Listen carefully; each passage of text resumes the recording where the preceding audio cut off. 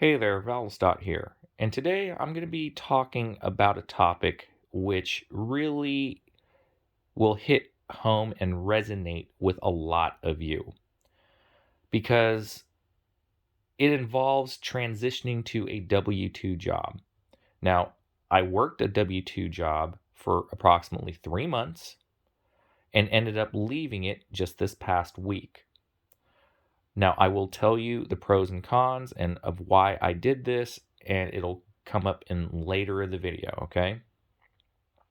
So, I worked there for about 3.5 months, really, and it was a hotel job that was close to home. And to be fair, I liked the job itself, and I was a front desk clerk at a hotel.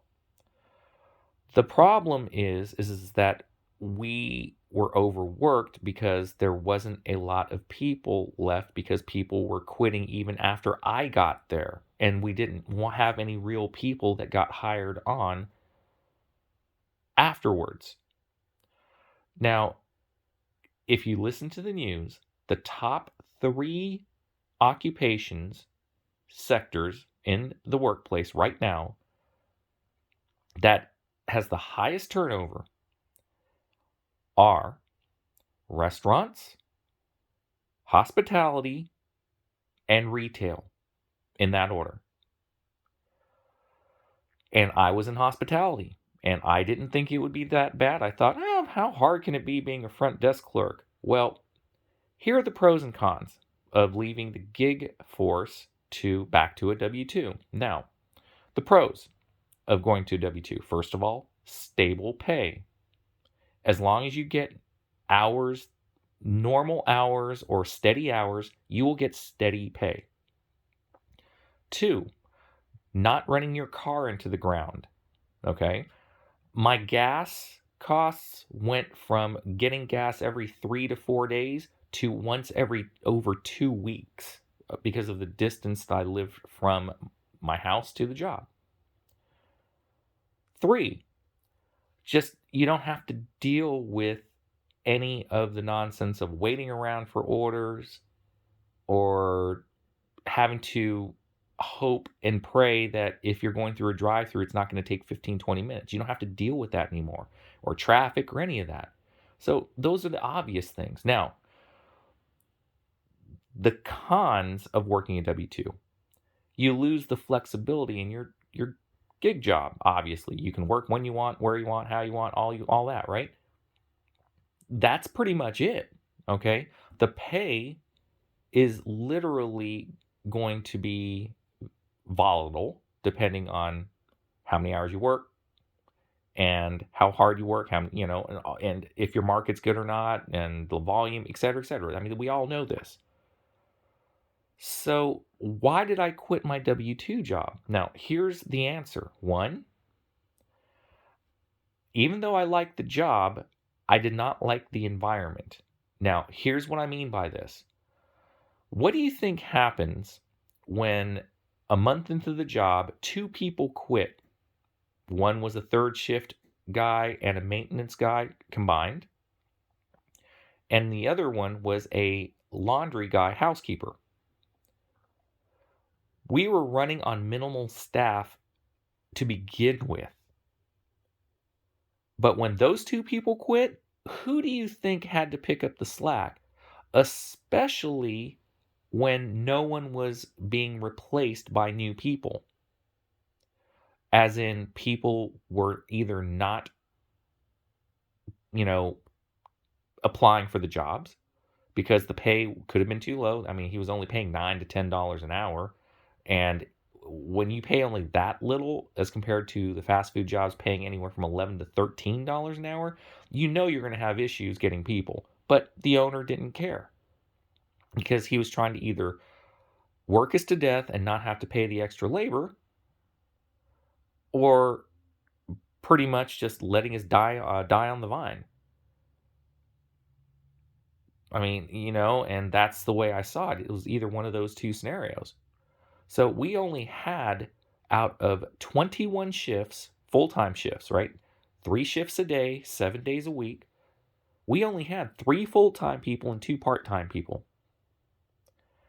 And let me tell you, at a hotel, it can get busy at times, okay? And it was good in the beginning when the general manager owner was there that was actually coming in at around 8:30 to 9 o'clock. But as time went on, he started coming in less and less, where he didn't even show up sometimes, or he came in around 11 to 11:30 after the busy rush was gone, after all the people were checked out. Yeah. Now, here's also the thing with my job. I thought I was only going to be just a front desk person, answering phones, checking people in and out, maintaining the front desk area, etc. No, when those two people quit, guess who had to start taking out the trash? Guess who had to do the breakfast duty of running back and forth from the front desk to keep the breakfast stocked for all the guests? Guess who had to take out the pet waste in the pet area? Since we were a pet friendly hotel, we had two waste cans with pet bags that were full to the the rim in the main trash cans, right? We had to do it all: sweep, mop, vacuum, check around, sometimes fold laundry, all for $10 an hour. Now, can you see why I said enough was enough? And I threatened to quit twice before that. The final time I said enough's enough. I finally quit after the third time, hoping it would get better. It didn't. At least with night shift, hours, I at least got some help. Day shift, I was doing it all by myself. Oh, and I also was a stocker too for the sundry areas, restocking the Coke, candy, chips, all that stuff from time to time. So now you can see how overworked and understaffed these types of jobs are, because if you don't have enough staff, the people that are working are going to be overworked. It's just the way it is. And that is why I quit.